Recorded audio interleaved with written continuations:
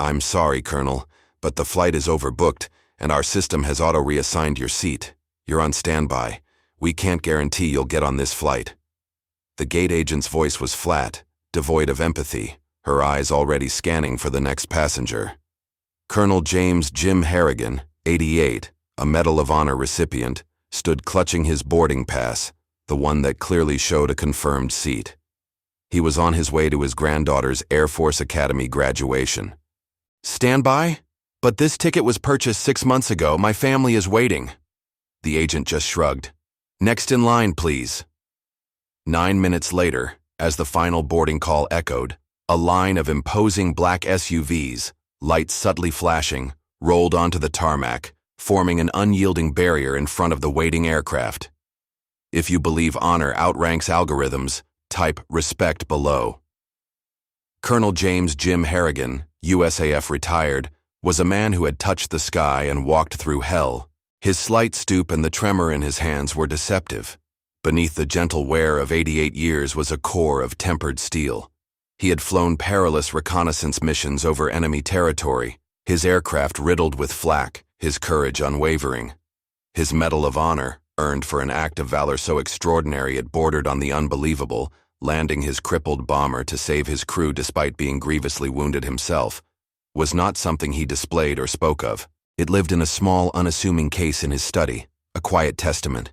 He lived a simple life now in a small town, his days filled with tending his late wife's garden and mentoring young cadets at the local Civil Air Patrol Squadron. Today was a day he had anticipated with immense pride. His eldest granddaughter, Emily, was graduating from the Air Force Academy, following in his footsteps. He wouldn't miss it for the world. His family had pooled their resources to buy him a direct, confirmed ticket on Alliance Air, ensuring he'd arrive with plenty of time and minimal stress. He arrived at the bustling regional airport early, his small carry-on containing his dress uniform for the ceremony, neatly pressed. He navigated check-in and security with the quiet efficiency of a seasoned traveler, his original boarding pass for Flight 305 to Colorado Springs clutched in his hand. Seat 12A, window. He looked forward to watching the landscape unfold beneath him, a peaceful journey to a joyful occasion. Gate B7 was a scene of controlled chaos. Flight 305 was clearly popular, the waiting area packed. The two gate agents, a harried-looking woman named Susan and a younger, seemingly overwhelmed man named Ben, were dealing with a stream of passengers. An announcement crackled over the PA. Attention passengers for Alliance Air Flight 305. Due to a last-minute equipment substitution with a smaller aircraft, this flight is now overbooked. We are seeking volunteers to take a later flight in exchange for a travel voucher and hotel accommodation. Jim's heart sank a little. He'd heard these announcements before. He approached the counter when the priority boarding for uniformed military was called, presenting his boarding pass and military retiree ID. Susan, the senior agent, took his pass, scanned it, and frowned. Her fingers flew across the keyboard. "Colonel Harrigan," she said, her voice tight with stress, not looking up. "There seems to be an issue with your seat assignment due to the aircraft change and the overbooked situation." "An issue?" Jim asked calmly. "My seat 12A was confirmed."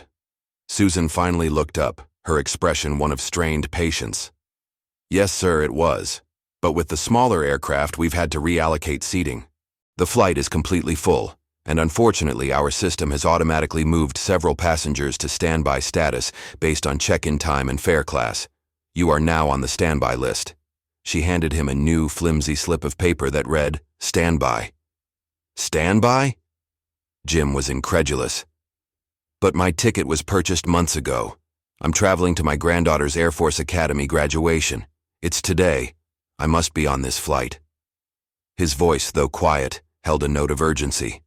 Susan sighed, the sound of 1,000 passenger complaints compressed into one weary exhalation. "Sir, I understand it's important to you, but the flight is full. Overbooked. Many people have important reasons to travel." She didn't acknowledge his granddaughter's graduation, didn't ask for details. He was just another problem to be managed.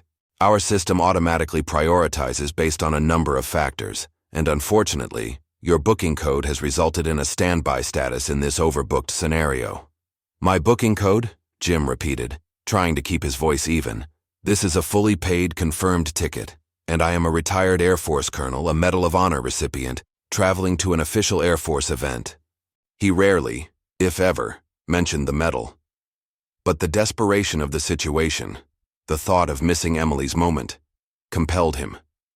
He discreetly showed her the small, official DoD ID card that identified Medal of Honor recipients for travel and other courtesies. Susan glanced at it, then back at her screen, unimpressed. "Sir, with all due respect," she said, her tone implying little respect at all. "Many passengers have distinguished backgrounds. The computer doesn't differentiate for past honors when it comes to operational reassignments. It's an algorithm. You are on standby. If a seat opens up due to no-shows, we will call your name. Otherwise, we can try to get you on the next available flight, which unfortunately isn't until tomorrow morning. Tomorrow morning would be too late. The graduation was this afternoon." Ben, the younger agent, looked deeply uncomfortable, shifting his weight and avoiding eye contact with Jim. He seemed to want to say something but was clearly intimidated by Susan's rigid adherence to her script. "There must be something you can do," Jim pressed, his voice now edged with a rare desperation. "Isn't there a manager I can speak to? Someone who can override this?" Susan shook her head. "I am the lead agent here, sir, and there are no seats. It's out of my hands. Now, if you'll please step aside, we need to continue boarding." She gestured for the next passenger in line, effectively dismissing him. Jim felt a cold wave of despair wash over him. He had faced down enemy fighters with more chance of success than he seemed to have against this unyielding airline algorithm and indifferent agent.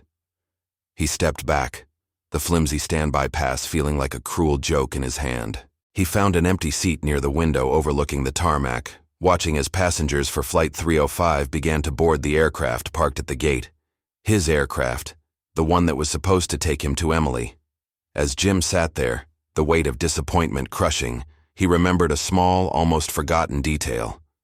Years ago, after a particularly frustrating travel experience while on official military business, a sympathetic, high-ranking Pentagon official had given him a discreet contact card. It wasn't for customer service. It was a direct line to the Department of Defense's Distinguished Visitor and Protocol Liaison Office, a small, powerful unit tasked with facilitating travel and resolving logistical snags for very high-level military personnel and recipients of the nation's highest honors, especially when their travel was tied to official or semi-official duties. He'd never used it, never imagined needing to for personal travel. But missing his granddaughter's Air Force graduation because an airline algorithm had erased his confirmed seat felt like more than just a personal inconvenience. It felt like a profound failure of respect. With fumbling fingers, he retrieved the worn card from a hidden compartment in his wallet. The number was for a 24/7 duty officer. He dialed.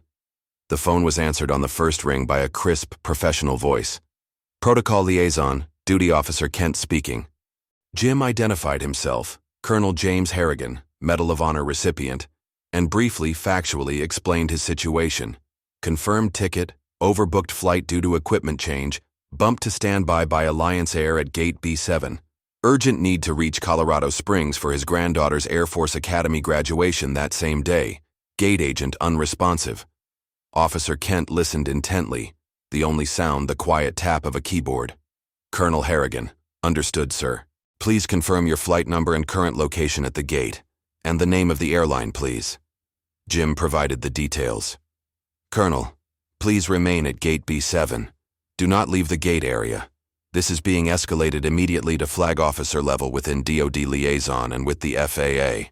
You will be contacted directly, or the situation will be resolved on site, within 10 minutes. Please accept our apologies for this unacceptable situation, sir." The line disconnected. Jim wasn't sure what to expect. Flag officer level? FAA? It sounded almost too dramatic. He watched as the last few passengers boarded Flight 305. The gate agents were preparing to close the door. His hope dwindled. 7 minutes passed, then 8. The jet bridge began to retract. Precisely 9 minutes after Jim Harrigan's call, just as the boarding door to Flight 305 slammed shut, and the ground crew began to remove the chocks, a new kind of activity erupted on the tarmac, visible through the large gate windows. Not the usual dance of baggage handlers and fuel trucks. This was different. 3 sleek black SUVs, the kind favored by federal agencies, with tinted windows and discreet government plates, drove directly onto the active runway apron, lights flashing. Not emergency strobes, but official, authoritative pulses. They moved with a speed and precision that scattered startled ground crew and brought a baggage train to a screeching halt. The SUVs didn't head for a terminal. They drove directly towards the Alliance Air aircraft at Gate B7, forming a neat, unyielding line that physically blocked its path from pushing back. Simultaneously, airport security vehicles began converging, their own lights now flashing, their occupants clearly bewildered by this unscheduled, high-level intrusion onto a secure area. The pilot of Flight 305, visible in the cockpit, was on his radio, his expression one of utter confusion and then dawning alarm. Inside the terminal, at Gate B7, Susan and Ben stared out the window, mouths agape. Passengers already on the plane peered out, murmuring, pointing. The quiet hum of the airport was replaced by an electric tension. From the lead SUV, 2 men in dark suits and earpieces emerged. They didn't approach the aircraft. Instead, they walked briskly towards the gate entrance, their movements all business. One spoke urgently into his wrist communicator. The airport's PA system, which had been playing boarding announcements for other flights, suddenly crackled. Alliance Air Gate B7, please hold your aircraft. Alliance Air Gate B7, hold your aircraft. Federal authorities are on site. Await instructions. The 2 men in suits entered the gate area, their eyes scanning the room until they located Colonel Harrigan. They approached him respectfully. Colonel Harrigan, Special Agent Davies, Department of Defense Protocol Office. Please come with us, sir. We have this sorted. Before Jim could fully react, another figure, even more impactful, appeared at the gate, having clearly bypassed all normal airport channels. It was Mr. Alistair Finch, no relation to the museum story's Arthur Finch, but a name that carried immense weight in aviation, the president and majority shareholder of Alliance Air. He looked pale, disheveled, and profoundly stressed, his tie askew, his usually immaculate suit rumpled, as if he'd been summoned from an important meeting with extreme prejudice. He was flanked by the airport director and several senior Alliance Air executives, all looking equally grim. Mr. Finch ignored his own staff, ignored the DoD agents, and strode directly to Colonel Harrigan. Colonel Harrigan, Finch began, his voice tight with a mixture of apology and controlled fury directed elsewhere. Sir, I have just been made aware, in no uncertain terms by a rather persuasive 4-star general at the Pentagon, of the monumental, unforgivable lapse in judgment and protocol that occurred at this gate regarding your travel today. He shot a venomous glare toward Susan and Ben, who both looked as if they wanted the floor to swallow them. There are no excuses. None. That you, a recipient of the Medal of Honor, traveling to honor your granddaughter's service, were treated with such bureaucratic indifference and disrespect by my airline, is a stain I will personally ensure is scrubbed clean. He took a deep breath. Flight 305 is being held for you, Colonel. You will be on that flight. You will be in first class. If we have to remove a paying passenger or one of my own executives who might be on board, it will be done. Your original seat, or better, will be yours. He then turned to Susan, his voice dropping to a dangerously quiet level. Ms. Agent, your understanding of priority, respect, and federal law regarding courtesies for Medal of Honor recipients appears to be catastrophically deficient. You and your immediate supervisor will be meeting with my Vice President of Operations and our Chief Legal Counsel before your shift ends. Bring your union representative. Susan visibly trembled. Ben looked utterly wretched. Colonel Harrigan was personally escorted onto Flight 305 by Mr. Finch himself, along with the 2 DoD agents. A first-class seat was indeed made available. Reportedly, a company executive was discreetly moved. The flight attendants, now fully aware of who their passenger was, treated him with a level of deference that bordered on reverence. The black SUVs remained on the tarmac until the aircraft door was closed and the jet bridge reconnected. Only then did they silently, swiftly depart. Flight 305 took off 45 minutes late, the other passengers buzzing with speculation, many having pieced together the identity of the elderly man who had caused such a high-level intervention.